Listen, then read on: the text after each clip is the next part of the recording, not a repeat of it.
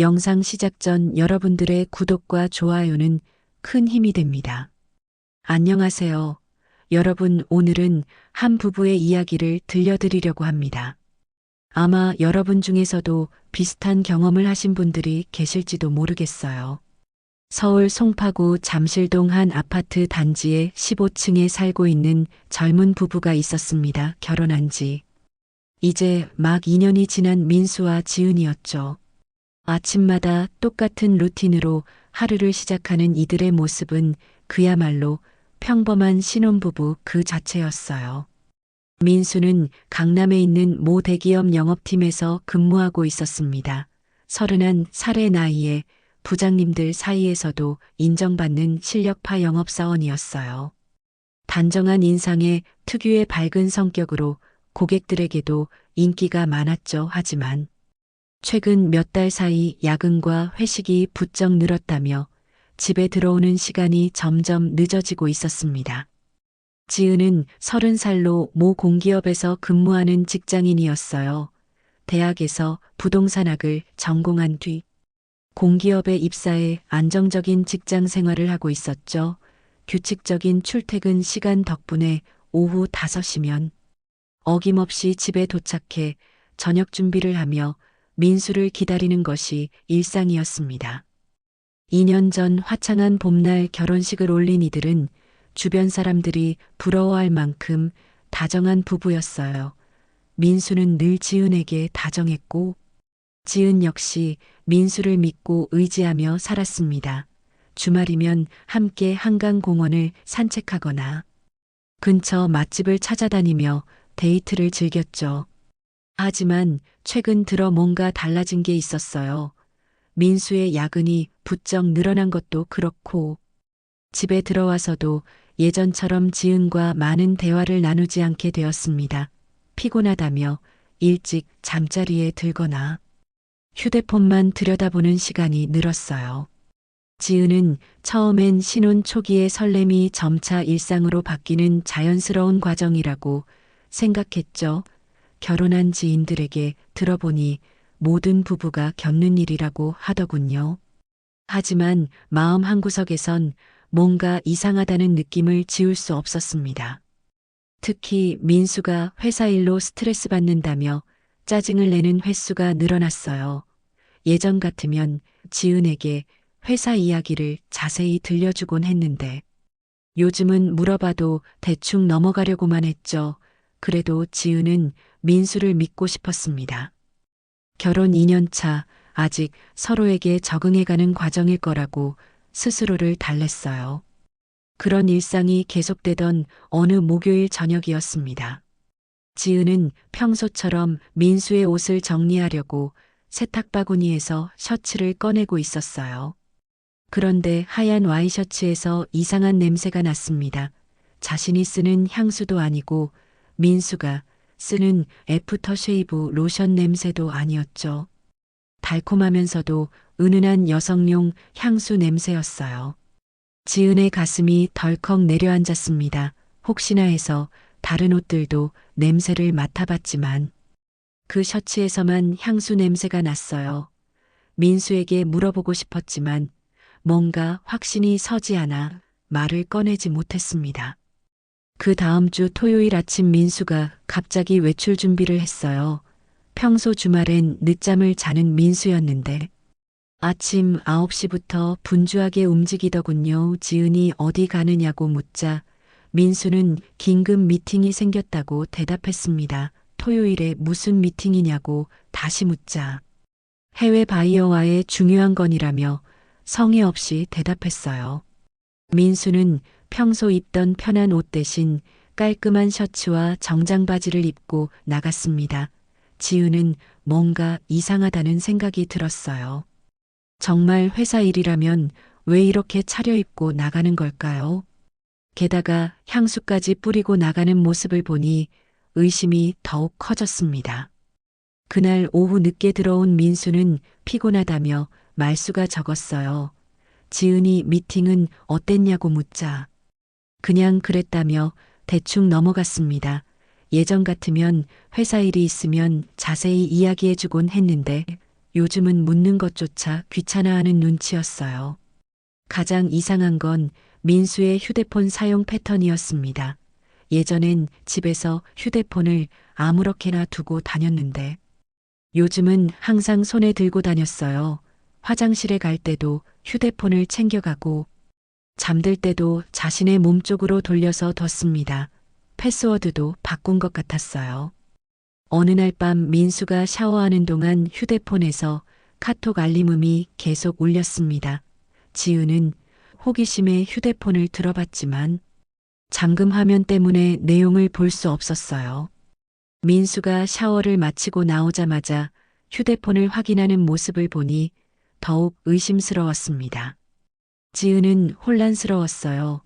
민수를 의심하고 싶지 않았지만 점점 쌓여가는 이상한 징조들을 무시할 수가 없었습니다. 하지만 아직 확실한 증거가 없었기에 섣불리 추궁할 수도 없는 상황이었죠. 그렇게 불안한 마음으로 일주일이 더 지났습니다. 지은의 대학 동기 미영이가 결혼을 하게 되어 청첩장을 받았어요. 결혼식 장소는 강남구에 있는 호텔이었죠. 평소 같으면 민수와 함께 참석했겠지만 그날은 민수가 또 야근이라고 했습니다. 토요일 오후 2시에 열리는 결혼식이었어요. 지은은 혼자 예쁜 원피스를 입고 축의금을 준비해서 호텔로 향했습니다. 지하철을 타고 강남역에서 내려 도보로 10분 정도 걸어가니 웅장한 호텔 건물이 나타났어요. 결혼식은 감동적이었습니다. 미영이가 웨딩드레스를 입고 아름답게 빛나는 모습을 보니 자신의 결혼식이 생각났어요. 2년 전 민수와 맹세했던 그 순간들이 떠올랐죠. 그때는 정말 행복했는데 요즘 들어 그 행복이 조금씩 흔들리고 있다는 생각이 들었습니다. 결혼식이 끝나고 피로연까지 참석한 지은은 오후 5시쯤 호텔을 나왔어요. 집으로 돌아가려고 호텔 로비를 걸어 나오는데 익숙한 실루엣이 눈에 들어왔습니다. 멀리서 봐도 한눈에 알아볼 수 있는 민수의 뒷모습이었어요. 민수는 깔끔한 정장을 입고 있었습니다. 그런데 옆에는 젊고 세련된 여성이 함께 있었어요. 긴 생머리에 하이힐을 신은 여성이 민수와 자연스럽게 대화를 나누며 걷고 있었죠. 둘의 거리가 너무 가까웠습니다. 지은의 심장이 쿵쾅거리기 시작했어요. 설마 하는 마음과 함께 눈을 비비고 다시 봤지만 분명히 민수가 맞았습니다. 야근이라고 했는데 왜 여기 있는 거죠? 그것도 모르는 여자와 함께 말이에요.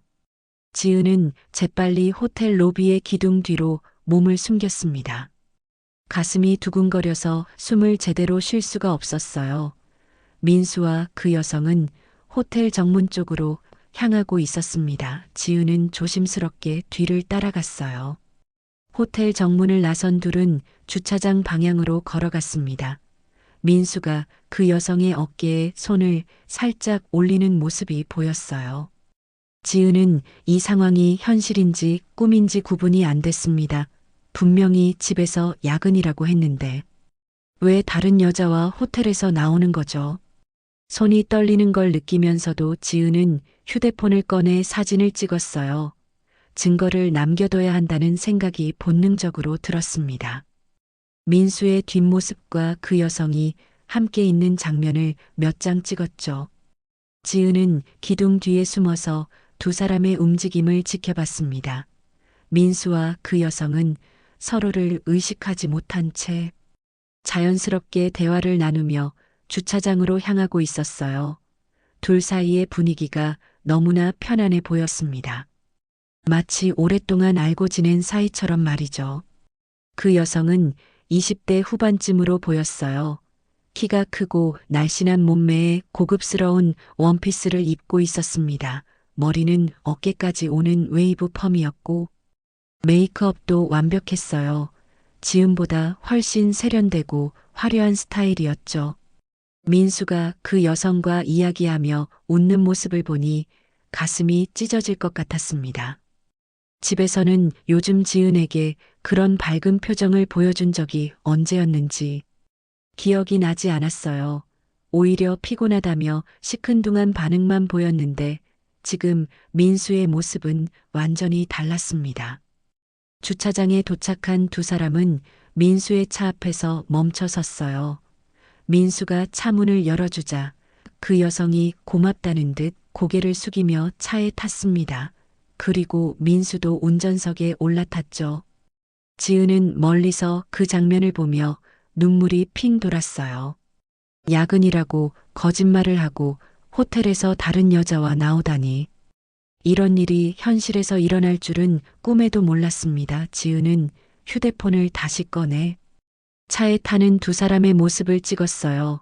손이 너무 떨려서 제대로 초점이 맞지 않았지만 그래도 증거는 남겨둬야 했습니다. 민수의 차가 주차장을 빠져나가는 것을 본 지은은 그제야 다리에 힘이 풀리는 걸 느꼈어요. 호텔 로비 의자에 주저앉아 한참을 멍하니 앉아 있었습니다. 머릿속이 하얗게 변해서 아무 생각도 나지 않았어요. 집으로 돌아가는 지하철 안에서 지은은 계속 눈물을 참았습니다. 주변 사람들이 볼까봐 고개를 숙이고 있었지만 눈물이 자꾸만 나왔어요. 2년 동안 믿어왔던 민수가 자신을 속이고 있었다는 사실이 받아들여지지 않았습니다. 집에 도착해서도 지은은 현관문 앞에서 한참을 서 있었어요. 이제 민수와 어떻게 대화해야 할지 모르겠었습니다. 평소처럼 아무렇지 않게 행동해야 할지 아니면 바로 따져 물어야 할지 갈피를 잡을 수 없었죠. 결국 지은은 아무것도 모르는 척하기로 했습니다. 확실한 증거를 더 모아야 한다는 생각이 들었어요. 저녁 9시쯤 민수가 집에 들어왔습니다. 평소보다 조금 일찍 들어온 편이었어요. 지은은 거실 소파에 앉아 텔레비전을 보는 척하며 민수를 맞이했습니다.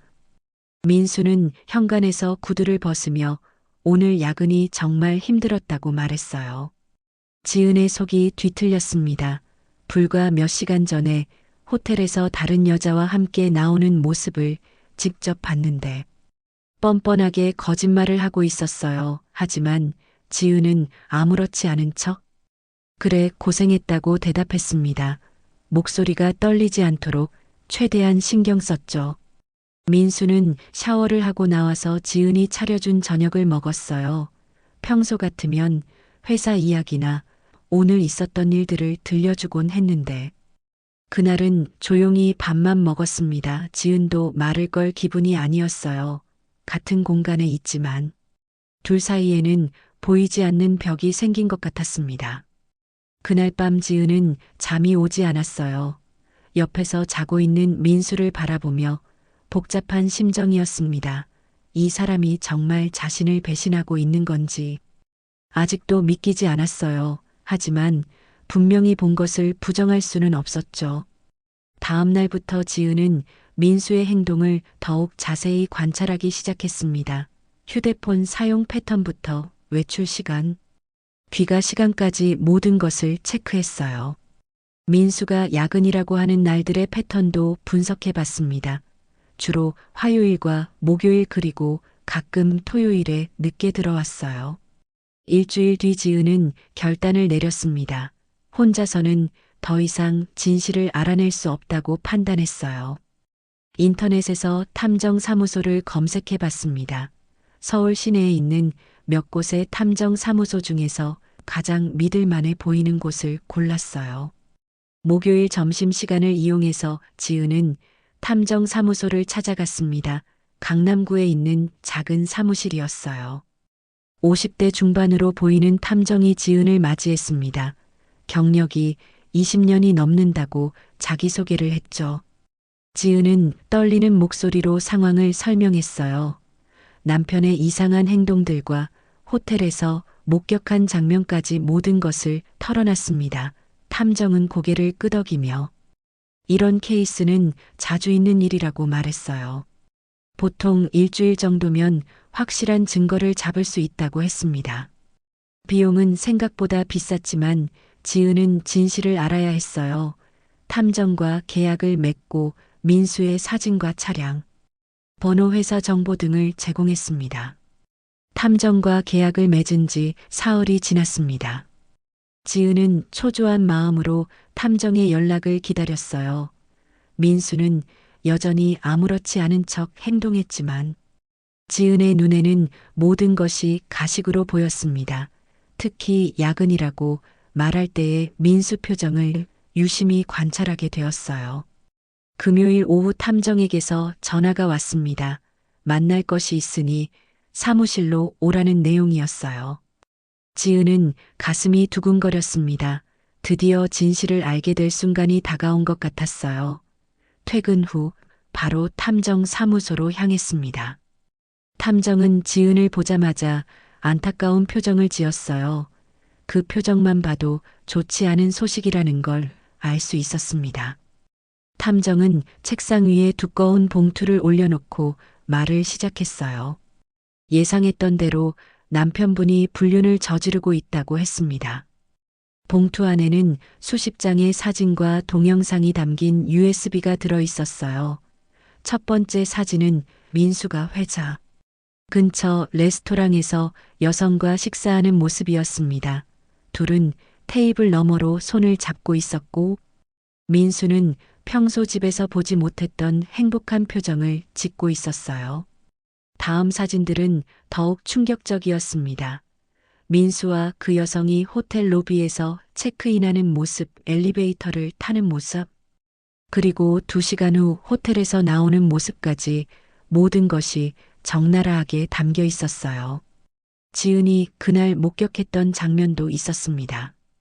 탐정이 조사한 결과 그 여성은 수진이라는 이름이었어요. 민수와 같은 회사에 다니는 후배 직원이었습니다. 마케팅팀에서 근무하는 28살의 미혼 여성이었죠. 민수보다 3살 어렸고 작년에 입사한 신입사원이었어요. 가장 충격적인 건 둘의 관계가 생각보다 오래되었다는 점이었습니다. 탐정의 조사에 따르면 최소 석 달 전부터 만나온 것으로 추정된다고 했어요. 민수가 야근이라고 핑계를 대고 나간 날들 대부분이 수진과의 만남이었던 거죠. 사진 속 민수의 모습은 지은이 아는 남편과는 완전히 달랐습니다. 수진을 바라보는 눈빛이 너무나 다정했고 행동 하나하나가 조심스러웠어요. 수진의 머리를 쓰다듬어 주거나 코트를 입혀주는 모습까지 모든 것이 연인 사이였습니다. 지은은 사진들을 보며 눈물이 나왔어요. 2년 동안 쌓아온 믿음과 사랑이 한순간에 무너지는 기분이었습니다. 탐정은 이 정도면 법적으로도 충분한 증거라고 말했어요. 이혼 소송과 상간 소송 모두 가능하다고 했습니다. 탐정 사무소에서 나온 지은은 한참 동안 길거리를 걸었습니다. 머릿속이 복잡해서 집에 바로 들어갈 수가 없었어요. 확실한 증거를 보고 나니 오히려 마음이 차분해졌습니다. 이제 더 이상 의심하거나 고민할 필요가 없어졌으니까요. 집에 돌아가니 민수는 아직 들어오지 않았습니다. 또 야근이라고 연락을 해놨더군요. 지은은 냉소적인 웃음이 나왔어요. 이제 민수의 거짓말이 한눈에 보였습니다.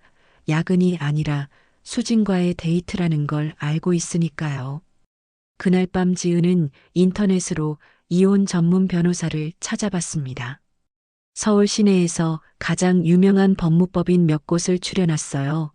특히 불륜으로 인한 이혼 케이스를 많이 다뤄본 변호사를 찾았습니다. 상담 예약을 잡기로 마음먹었어요. 월요일 아침 지은은 회사에 반차를 냈습니다. 오후에 변호사와 상담이 있다고 했어요. 민수에게는 친구 만나러 간다고 둘러댔습니다. 이제 지은도 거짓말을 하게 되었네요. 강남에 있는 법무법인을 찾아간 지은은 40대 중반의 여성 변호사를 만났습니다. 김 변호사는 이혼 전문으로 15년 넘게 일해온 베테랑이었어요. 지은의 상황을 차근차근 들어보더니 승소 가능성이 매우 높다고 말했습니다. 탐정이 수집한 증거들을 보여주니 김 변호사는 고개를 끄덕였어요. 호텔 출입 장면과 신체 접촉 사진들이 불륜을 명백히 증명한다고 했습니다. 특히 같은 회사 직원이라는 점이 더욱 확실한 증거가 된다고 설명했어요. 김 변호사는 두 가지 소송을 제안했습니다. 첫 번째는 민수를 상대로 한 이혼 소송이었어요. 불륜이 명백하므로 지은이 유책 배우자가 아니라는 점에서 재산 분할과 위자료에서 유리하다고 했습니다. 두 번째는 수진을 상대로 한 상간소송이었죠. 상간소송의 경우 수진이 민수의 기혼 사실을 알고도 불륜을 저질렀다면 위자료를 받을 수 있다고 했어요. 같은 회사 직원이므로 민수의 결혼 사실을 몰랐다고 주장하기 어려울 거라고 분석했습니다.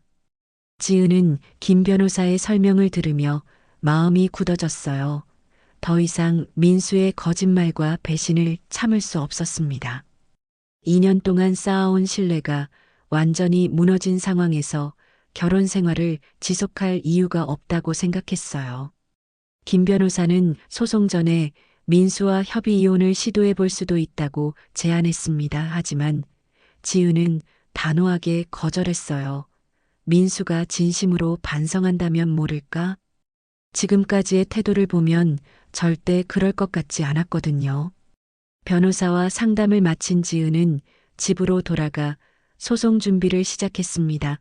모든 증거 자료를 정리하고 향후 계획을 세웠어요. 이제 민수와의 대화는 피할 수 없는 상황이 되었습니다. 더 이상 숨기고 있을 이유가 없었죠. 그날 저녁 민수가 평소보다 일찍 들어왔어요. 지은은 거실 테이블 위에 탐정이 찍은 사진들을 펼쳐놓고 기다리고 있었습니다. 민수는 현관문을 열고 들어오다가 그 사진들을 보고 얼굴이 하얗게 변했어요. 지은은 차분한 목소리로 말했습니다.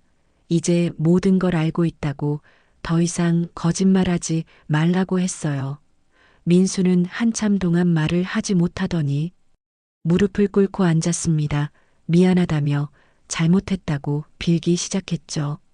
하지만 지은의 마음은 이미 돌아서 있었어요. 민수가 아무리 울며 용서를 빌어도 돌이킬 수 없는 강을 건넜다는 걸 알고 있었습니다. 지은은 단호하게 말했어요.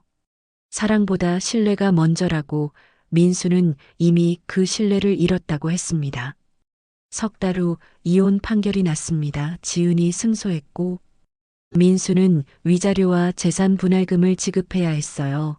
수진 역시 상간소송에서 패소하여 위자료를 물어야 했습니다. 법원은 명백한 불륜 행위라고 판단했죠. 모든 법적 절차가 끝난 후 지은은 강남구의 새 아파트로 이사했습니다. 위자료와 재산 분할금 덕분에 혼자 살기에는 충분히 여유로운 공간이었어요. 새 집은 채광도 좋고 인테리어도 지은의 취향에 맞게 꾸밀 수 있었습니다. 이혼 후 6개월이 지나자 지은의 삶은 완전히 달라졌어요. 회사에서도 승진 기회를 잡았고 새로운 프로젝트를 맡으며 인정받기 시작했습니다. 무엇보다 거짓말과 의심 없는 자유로운 일상이 얼마나 소중한지 깨달았죠. 어느 토요일 오후 대학 동기 미영이가 지은을 찾아왔어요. 미영이는 지은이 얼마나 밝아졌는지 놀라며 칭찬했습니다. 그러면서 조심스럽게 좋은 사람을 소개해주고 싶다고 말했어요. 미영이 남편의 대학 동기로 성실하고 착한 사람이라고 했습니다.